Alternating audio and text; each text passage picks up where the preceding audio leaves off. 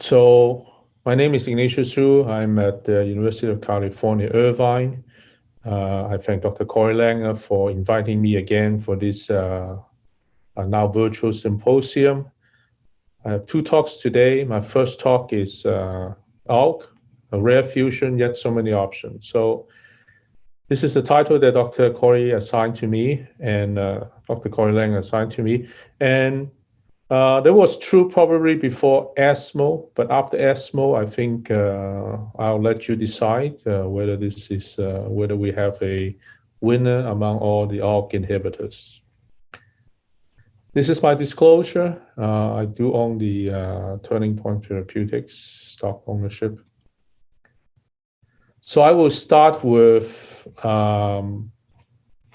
I like this slide very much. This is a reminder slide that we have in our body 58 receptor tyrosine kinases divided into 20 subfamilies. As you are all well aware, these receptor tyrosine kinases are involved in lung cancer, many of them, such as EGFR, FGF, VEGF. We now have TRK inhibitors that MET and RET that Dr. Alex Triron will talk about. We have ALK and we have ROS1. So mutations, amplifications, fusions of all these receptor tyrosine kinases are involved in lung cancer pathogenesis. So it's a good reminder to see that there may be some other targets that are yet to be found, probably very rare, that may someday be important in lung cancer.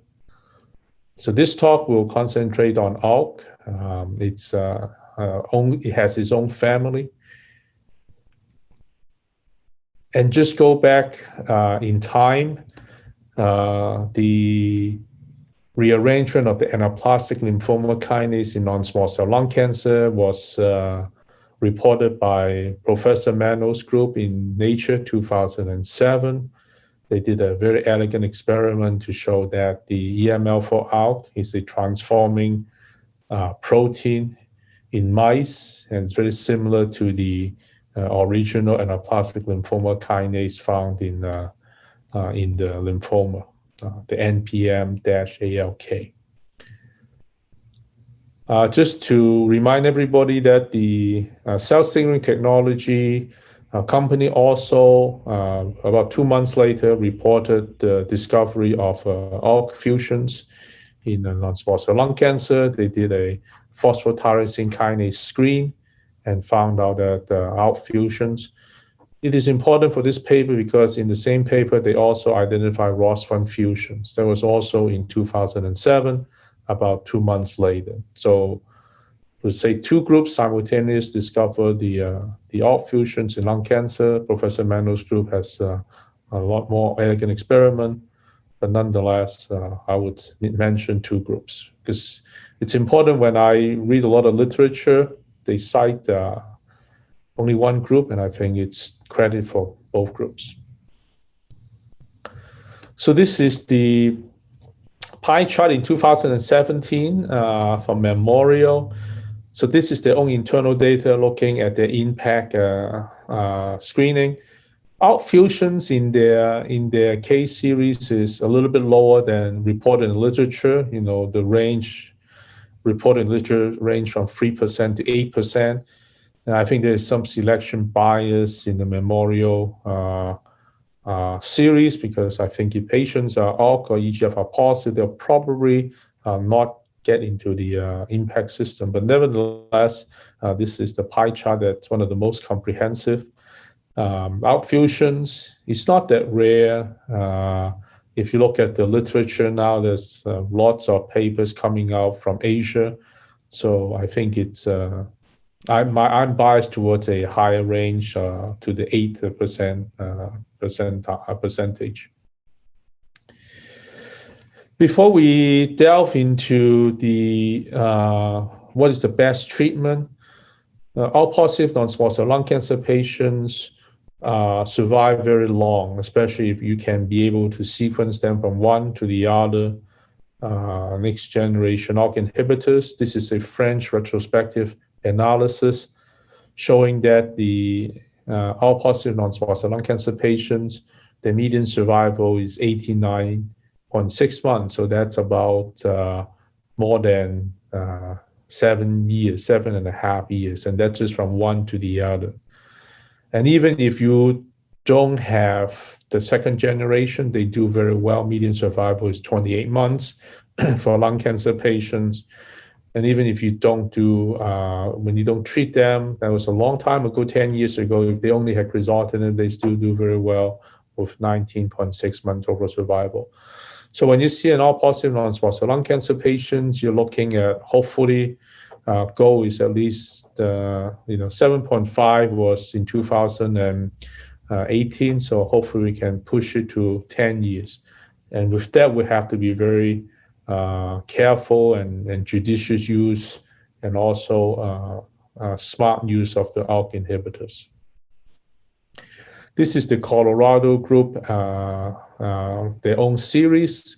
They also show that patients survive about 6.5 years, 6.8 years post stage 4 diagnosis. Again, showing that patients do very well with ALK positive non-small cell lung cancer. I think even better than EGFR positive non-small cell lung cancer. So it's incumbent upon us to try to push the survival as long as possible. And one of the this is the retrospective analysis. Dr. Drillon, who is a speaker here. Dr. Jessica Lin is the second author on this paper, also a speaker follow me. You can see that they have this is the paper to look at red, but you can see that ALK fusion positive non-small cell lung cancer has a very high incidence of cumulative CNS metastases. It's the highest among the 3 major receptor tyrosine kinase fusion positive non-small cell lung cancer. You're approaching, and the incidence do not stop, so it keeps going up. So at about 7 years, you can see the scale is about 70, close to 70% of the patients will have brain metastases. Red is in between, and ROS1 is a little bit lower, but nonetheless, it's still a major therapeutic challenge for patients. But all positive non-small cell lung cancer patients, especially, are susceptible to CNS metastasis, likely because of the nature of the driver mutations. And this is, I bring this slide up. We don't know what to do with this in terms of managing it. So there is increased risk of venous and arterial thrombotic risk in non-small cell lung cancer. This is the series from MGH. And the ROS1 patients also have increased risk of VTE. We all know that lung cancer has an increased risk of VTE, but seems like there are positive non-small cell lung cancer, and ROS1 positive non-small cell lung cancer is increased risk of VTEs. I recommend you to read this paper. There are 2 other papers from Princess Margaret Hospital in 2017 and Beijing in 2020 that also have the same observation. Whether you do prophylaxis or it's hard to know. We don't have a consensus, but it's something to be aware of. The red line is the all positive non-small cell lung cancer patients who the proportion that does not have VTE, so it decreases with time. So there's increased risk of VTE with the duration of the disease. And it's something that it just published into I think this month, 2020. So how to deal with it has to be individualized. So they are now, as far as I still remember searching through the internet, there are 3 approved diagnostic tests for ALK positive non-small cell lung cancer. On the upper left corner is FISH. Lower corner is IHC, and then you have the CDX, the next generation sequencing from Foundation Medicine. And we actually tried to categorize the 5' fusion partners. It's about 90 of them. If you read the literature, that there's DNA breakpoint to the ALK gene. These are DNA. We don't know whether they actually translate into proteins, but at least 90 different breakpoints that can potentially generate ALK positive or ALK fusions in non-small cell lung cancer. We now go to the treatment. We are well aware of at least 5 of the 6 drugs. And Grizztinib, the first generation, we generally consider the 4 of them a second generation: Ceritinib, Alectinib, Brigatinib, and Sartinib. And then Loratinib is the third generation drugs. This is my schematic on the approval of ALK, just to remind everybody. Grizztinib started in 2011. There was an accelerated approval. And then based on the second line profile, 1007 study, Grizztinib got the full approval. At that time, the FDA wasn't looking at lines of therapy, just approved for all positive non-small cell lung cancer that are advanced or metastatic at that time.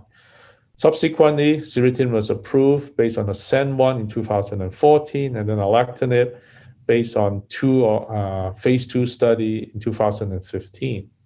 They subsequently gained first-line approval of SEN4 and ALK, the well-known studies.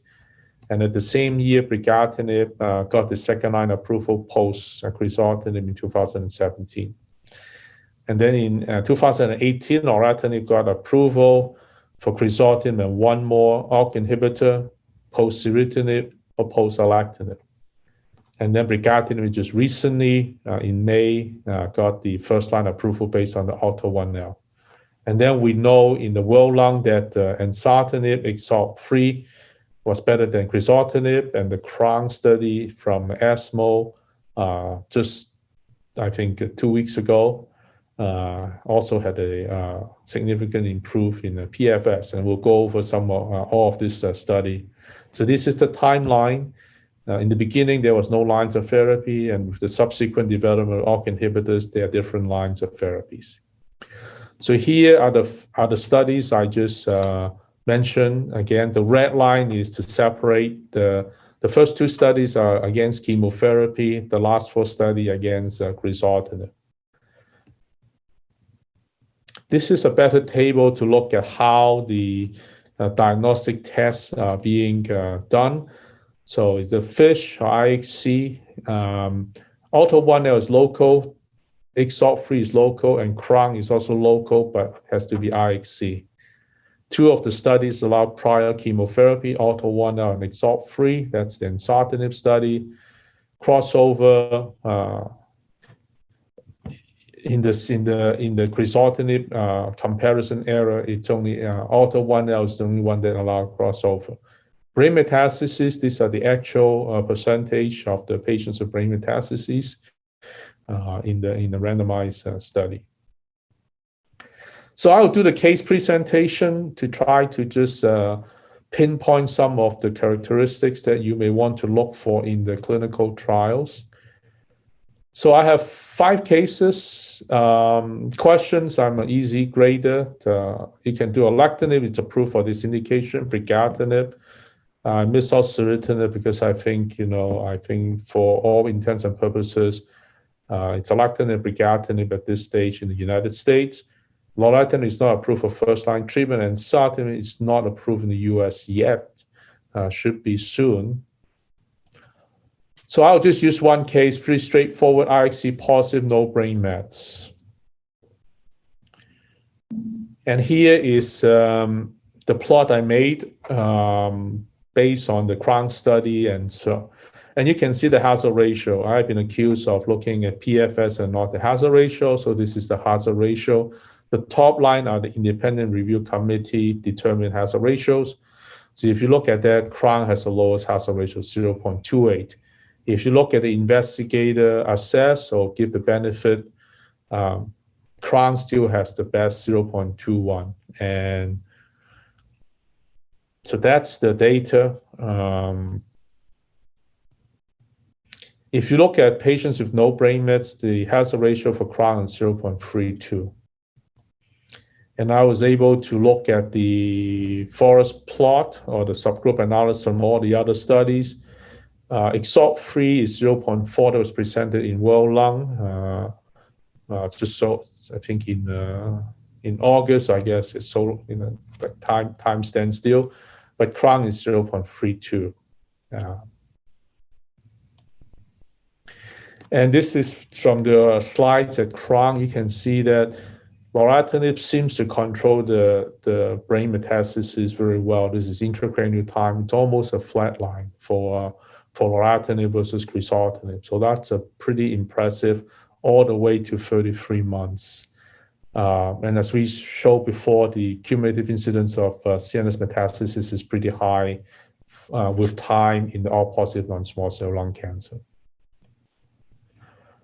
So next case, brain mets. So just same patients, but brain mets. So this is the forest plot for the hazard ratio for brain mets in the 4 trials. Crohn did not break out the patients with brain mets in the studies in the presentation slide. That's the only publicly available data. If you look at ALTO-1, there's 0.24. If you look at Crohn, it's 0.2. They're close, but here's the number. ALK is 0.4. ASCEND is against chemotherapy and profile. Grizztinib is 0.57. So here's the hazard ratios for the trials.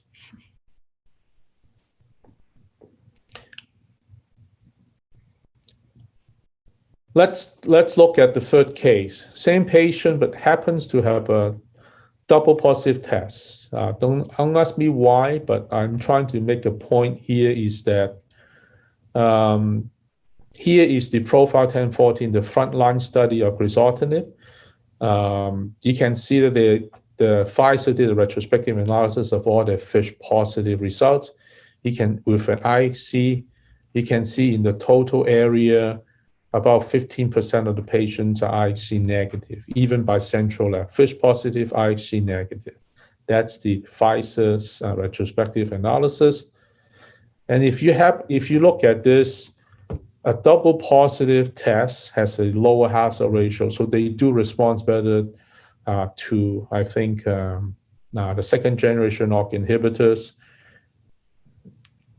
and compared to just the FISH positive.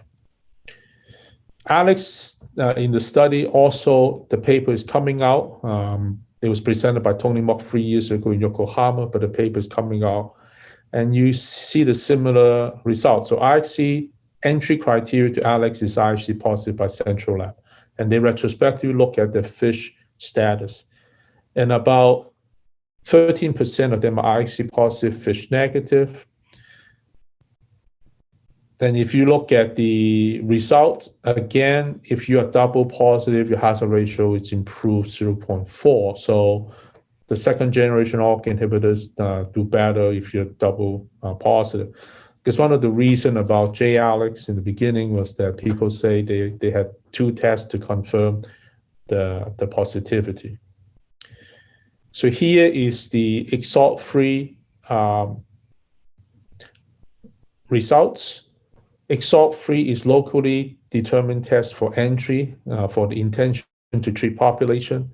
They also have a centrally confirmed test, so which I will call them double positive as a modified intention to treat. You can see the hazard ratio again improve with a double test. So again, tells you that if you have a double test, a real positive, all positive, hazard ratio improve. But again, it's still not as good as Loratinib, which is based on local IHC.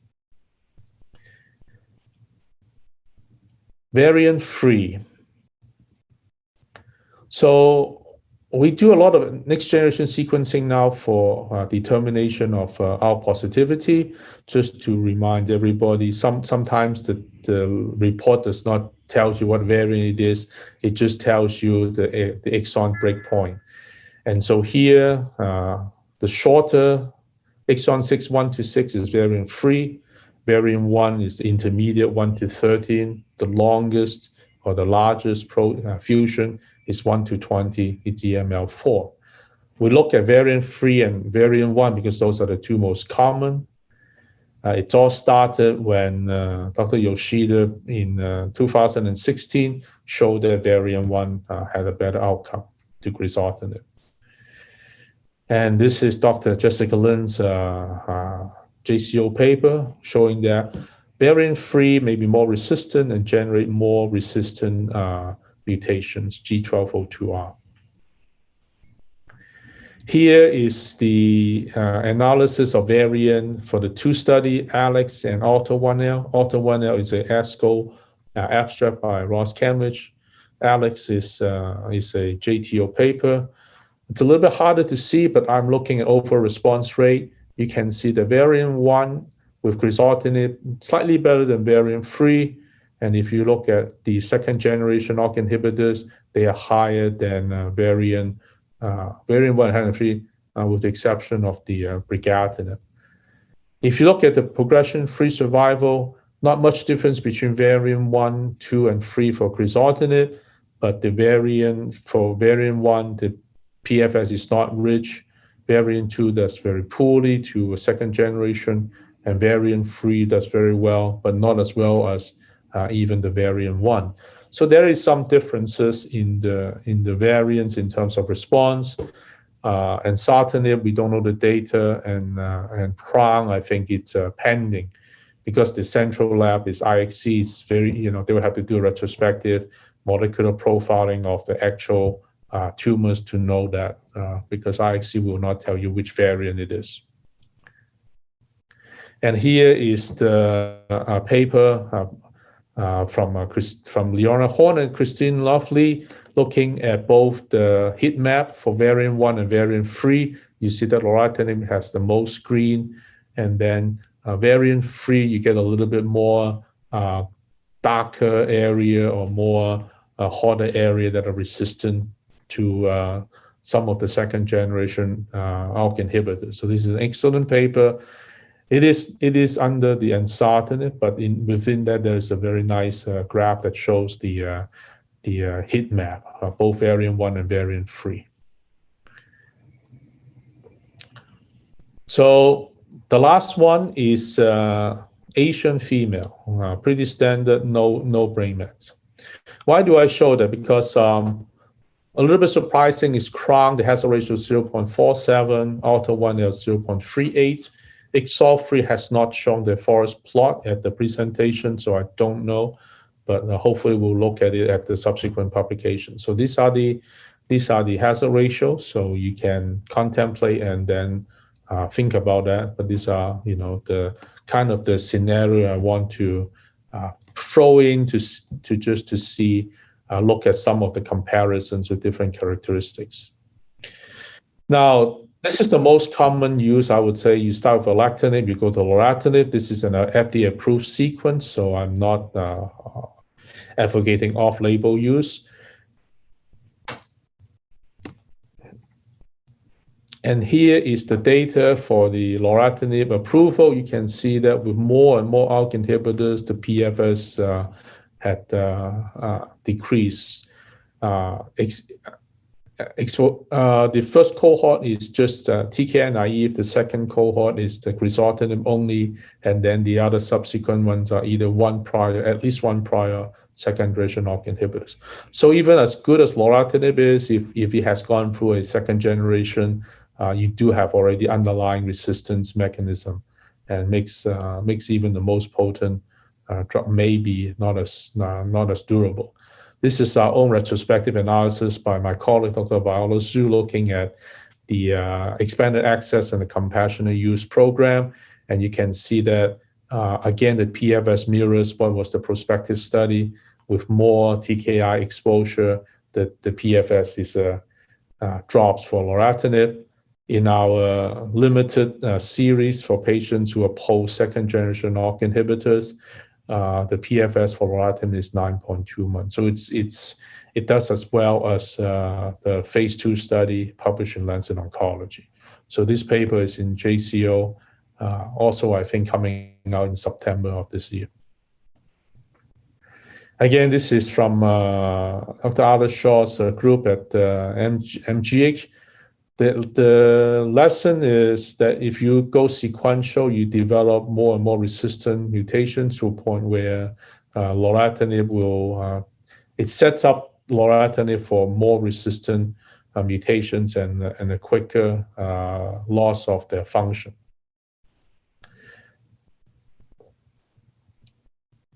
And here is Christine Lovely's editorial on Justin Gainer's cancer discovery paper. You can see that the more potent the second generation ALK inhibitors, the higher the incidence of the sulfur mutations, which will have to be treated by Loratinib. And so you're setting up, what I'm trying to say, if you do sequential, you may be setting up Loratinib for rapid failure, because you already develop a G1202R, and then the subsequent, once you have a resistant, it's going to be harder.